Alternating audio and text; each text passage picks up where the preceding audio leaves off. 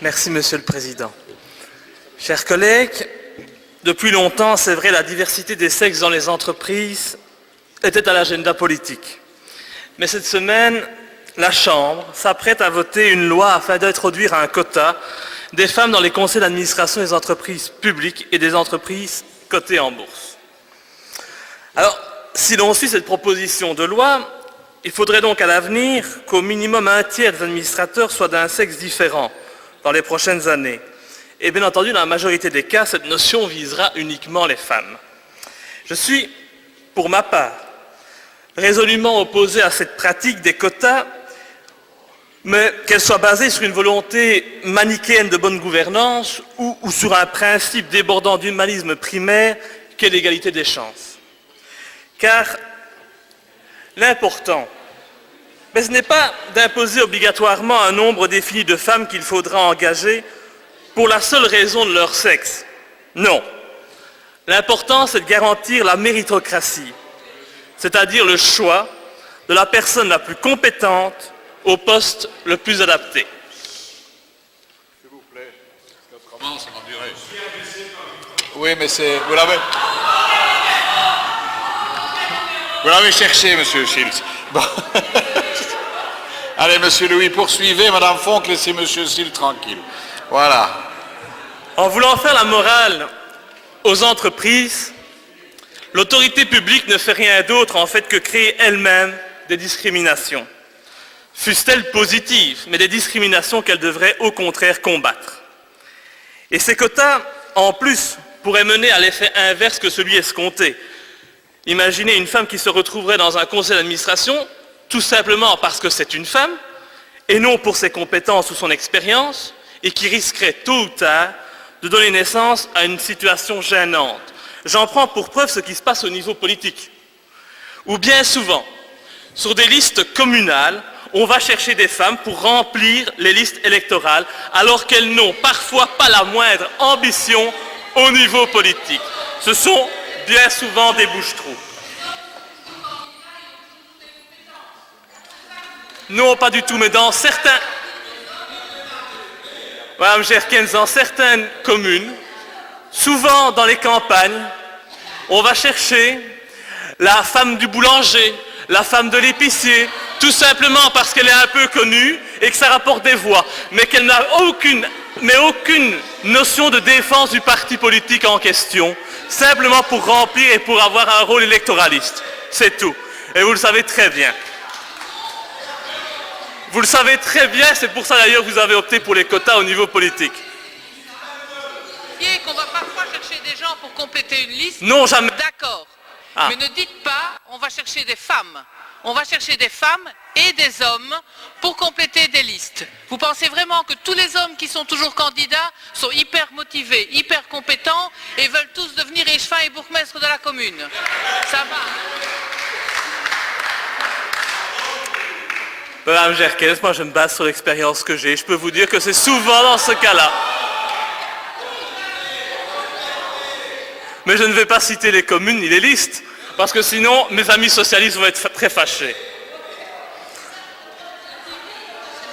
Tu peux y aller. Allez, j'y vais. Laissez Modric Amen là où il est, c'est-à-dire nulle part. Allez, Monsieur Louis, continuez, s'il vous plaît. Mais je voudrais bien, Monsieur le Président, mais... Madame, attendez, vous venez d'arriver, laissez parler Monsieur Louis. Voilà, comme ça... Madame Fonck. Donc, on est dissipé là, on voit que ça commence à être un peu une heure tardive. Vous ne vous attendiez pas à entendre ça. Alors, comme vous l'aurez compris, je suis idéologiquement opposé au quota. Un poste ne devrait pas s'acquérir parce qu'on est une femme ou un homme, comme il ne devrait pas s'acquérir parce qu'on est blanc, noir, jaune, ni socialiste, comme c'est souvent le cas, ni libéral, comme ça arrive aussi. Il ne devrait pas s'acquérir non plus parce qu'on est juif, chrétien, arabe, vieux, jeune, moche, beau, grand ou petit. Non. Femme, on n'a pas le choix. C'est la Tout différence. à fait. Bon, c'est vrai que dans certains endroits, on n'a pas le choix d'être socialiste, on l'est d'office aussi. Donc selon moi, Demandez de poursuivre et... Mais oui, mais laissez Monsieur Madran. Laissez. c'est parce que je vous aime bien. Allez, Monsieur Madran, laissez Monsieur Louis. Laissez Monsieur Louis. Qui aime bien, terminer. châtie bien, monsieur Madran. Donc comme je le dis, une fonction se gagne parce que l'on a des compétences. Et vous savez comment ça s'appelle ça? Non? La méritocratie. Mais c'est vrai que c'est une notion qui est un peu compliquée pour la gauche, qui favorise en général, c'est vrai, le copinage ou les fils ou filles à papa, mais c'est pourtant une notion qui est primordiale. Et j'espère que les partis qui partagent fondamentalement cette valeur de méritocratie auront le courage de voter contre cette loi. D'autre part, permettez-moi aussi de pointer du doigt que cette mesure ne concerne qu'un club très fermé, constitué d'une petite élite féminine qui se partagera dès lors les nouveaux postes à pourvoir et qui devra, semble-t-il, manier le cumul des mandats avec autant de brio que certains hommes politiques du pays. En fait, cette loi, oh, ça vous en connaissez, cette loi est hypocrite. Elle est hypocrite parce qu'elle ne touchera pas la femme lambda. Elle ne touchera pas celle à qui l'on fait pourtant croire que ces quotas seront un symbole de plus dans la lutte féministe. Il n'en sera rien. Il ne faut pas se leurrer. La place des femmes sur le marché de l'emploi ne sera en rien modifiée par cette loi. Et plutôt que de prendre le problème à sa source, eh bien les auteurs pensent le régler en attaquant vindicativement de front les domaines les plus sélects et les plus élitistes de notre société. Parce que les vraies entraves à la non-discrimination des femmes, elles se situent totalement ailleurs, aux confins de la précarité, des choix des études, au niveau de la répartition des rôles dans le ménage et des choix de carrière. Cette proposition mène donc un combat inopportun. En réalité, ce sont les mentalités qu'il faut changer. Et ça, sincèrement, les quotas ne permettront jamais d'atteindre cet objectif. Certains voudraient aujourd'hui que les femmes soient des épouses parfaites, des mères exemplaires, de véritables fées du logis, de grandes cuisinières et des personnes épanouies et ambitieuses dans leur travail. Eh bien moi je vous dis, ceux qui demandent ça et ceux qui défendent ces idées, eh bien ils n'aident pas les femmes. Au contraire, ils les épuisent. Ah, voilà. Et donc, plutôt que de voter une loi pour les quotas, moi ce que je voudrais, c'est qu'on change en profondeur les mentalités. Et également la répartition des tâches au sein même des familles et de la société. Mais là, j'ai beau lire et relire la proposition, il n'y a rien. On en est très très loin. Oh, ça c'est une méchante attaque, monsieur Gillet. Eh bien, en tant que légaliste que vous êtes certainement, vous devriez vous renseigner avant de porter des accusations graves au sein de ce Parlement. Je m'excuse, mais avant de porter des accusations graves, il faudrait vous renseigner. Il n'y a aucune action judiciaire en la matière, monsieur Gillet. Ah oui, bien sûr. Bien sûr. Vous parlez de harcèlement comme par hasard. Monsieur Schild, maintenant vous pouvez intervenir. Peut-être que ça va simplifier le débat. Collega's, ik zou toch willen pleiten om het debat bij de essentie van de zaak te houden. Ik heb van een aantal collega's al boeiende argumenten gehoord, maar u ziet hier nu weer het discours van de méritocratie. Vous entamez le débat sur la méritocratie, mais tous on est d'accord qu'il y a des femmes qui sont compétentes. Il ne s'agit pas de ça, il s'agit du moyen à trouver pour en arriver là. Et ça, je n'ai pas encore entendu de vous. Très bien, mais ce n'est pas moi qui suis au pouvoir, n'est-ce pas? C'est à vous à trouver des solutions. Nous, on peut les critiquer, vous trouvez des solutions, mais depuis des années, vous ne trouvez pas de solution à tous les problèmes. Donc, excusez-moi, mais c'est un peu facile d'aller demander des solutions au seul représentant d'un parti politique. Oui, j'ai des idées.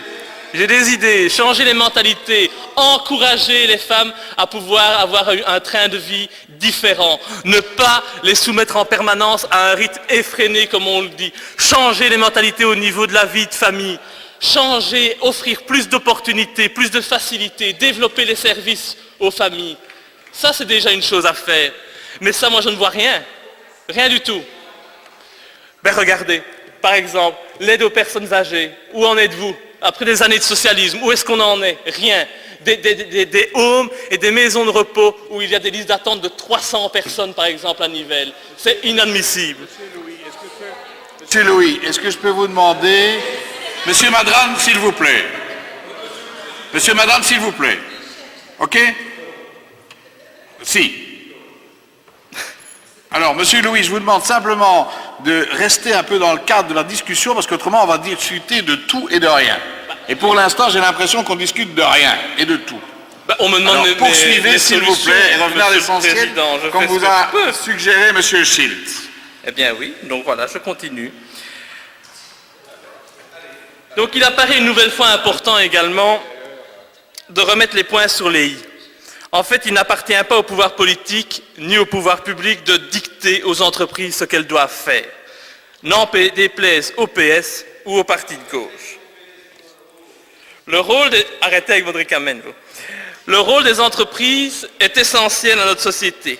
Elles doivent faire tourner l'économie, payer leurs taxes et leurs impôts et créer de l'emploi. Mais comment pourrait-elle y arriver si l'État leur met constamment des bâtons dans les roues? Se tromper de combat, c'est aussi croire que la liberté de commerce, la liberté d'entreprise peut être bradée sur l'autel des bons sentiments. Ainsi, permettez-moi de penser que s'opposer à ce texte, ce n'est pas du tout s'opposer aux femmes, mais c'est justement leur rendre les armes que les auteurs de cette proposition voudraient leur enlever. Une femme n'a pas à mettre en avant sa féminité pour réussir sur le marché de l'emploi. Certainement pas. Elle doit, comme tout un chacun, être compétente. La compétence, le mérite, ce sont véritablement des notions qui sont trop souvent oubliées. Et si certains d'entre vous pensent que les femmes ne sont pas assez compétentes, et ça semble être le cas de ceux qui créent cette mesure de discrimination positive à leur égard sur le marché de l'emploi, c'est que vous avez bien peu de respect pour la condition féminine. Pour ma part, vous imaginerez, je voterai contre cette proposition et j'invite tous les défenseurs de la cause féminine, de l'égalité entre les sexes et de la liberté de commerce et d'entreprise à s'y opposer également pour les raisons que je viens de mentionner. La compétence et le respect de la femme, ce n'est pas une question de quota. Que diriez-vous par exemple si on imposait un quota de joueurs belges de souche au sein de notre équipe nationale de football? Eh bien la gauche bien pensante crierait immédiatement, et à raison, je l'admets, à la stigmatisation. Eh bien,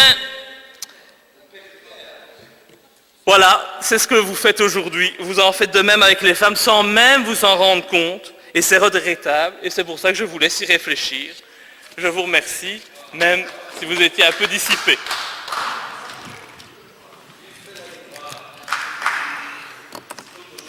Madame Burgeon.